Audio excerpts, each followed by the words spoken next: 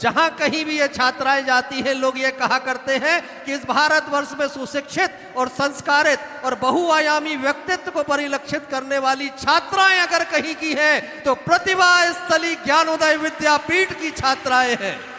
ये जिस क्षेत्र में जाती हैं वहां कीर्तिमान स्थापित करती हैं। आज मैं आमंत्रित करूंगा छवि जैन जी को।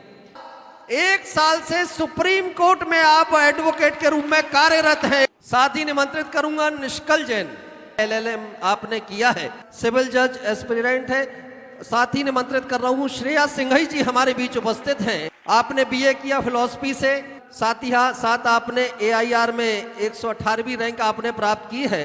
देखिए उपलब्धियां इनकी बहुत बड़ी है। TV जर्नलिज्म का कोर्स भी आप कर रही हैं IIMC दिल्ली से। गुरु कृपा से बांसुरी बना, मैं तो ठेठ बाज था। कक्षा 12वीं में थे तब हम सब छात्राओं के मन में एक ही शंका थी कि आचार्य श्री जी कैसे हम गुरु जी के और दीदियों के सिखाए गए मूलों, आचारों और शिक्षाओं को आगे बढ़ा सकते हैं। तब आचार्य श्री जी ने हमसे कहा था कि जो भी प्रतिभा स्थली ने आपको सिखाया है उस पर अडिग रहना। हम प्रतिभा स्थली से तो निकल गए पर प्रतिभा स्थली हमारे हृदय से नहीं निकल पाया।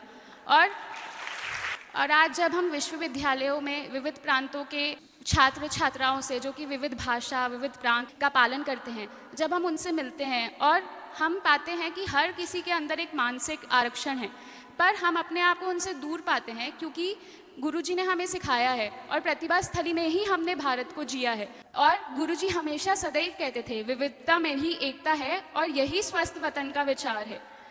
जब भी हम किसी व्यक्ति से बाहर मिलते हैं, हर कोई अपने परिवार, अपना भविष्य, उन सब के बारे में सोचता है। उनके बीच में भी रहकर हम हमेशा पर कल्याण और परस्परो जीवा नाम की भावना को सदैव अपने मन में रखते हैं। जी, जब मैं सीनियर एडवोकेट सुप्रीम कोर्ट के अंदर इंटर्नशिप कर रही थी, हिंदी भाषा बोलने वाले व्यक्ति की ज़रूरत थी जिससे वो अपनी स्पीच लिख सके।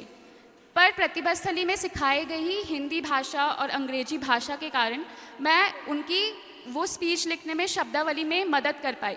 उसके बाद उन्होंने बहुत खुशी और बहुत गर्व से कहा कि ये देखकर बहुत खुशी हो रही है कि आज की युवा पीढ़ी भी हिंदी भाषा को इतना महत्व देती है और इतने अच्छे से उसका वाचन कर पाती है। गुरुजी ने सदैव कहा है कि हर काई में पत्थर और हर पत्थर में फिसलन होती है, पर प्रतिभा स्थली के दिए गए मूलों, आचारों और शिक्षाओं के कारण हम उस काई वाले पत्थर में भी नहीं फिसल पा रहे हैं और हम अपनी शिक्षाओं, विचारों और मूलों पे अडिग रह रहे हैं।